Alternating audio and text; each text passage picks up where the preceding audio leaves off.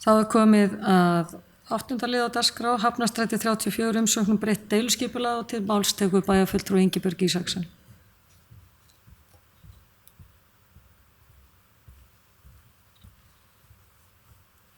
Forseti, ágætu bæjarfulltrúar. Ræða 8. liði fundargerð skipulagsráðs frá 30. október síðastliðnum. Það eru lögð fram tillaga breytingu á deiluskipulagi á lóðinni Hafnarstræti 34 til samræmis við bókun skipulagsráðs frá 9. október. Í breytingunni felst að lóðinni er breytt í íbúðarhúsalóð og gert er ráð fyrir að fjarlægja megi núverandi atvinnuhúsnæði og byggja í staðinn 2 íbúðarhús með allt að 8 íbúðum.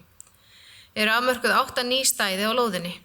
Þá er einnig gert ráð fyrir að lóð spennustöðvar minnki þannig að núverandi gata og bílastæði verði utan hennar.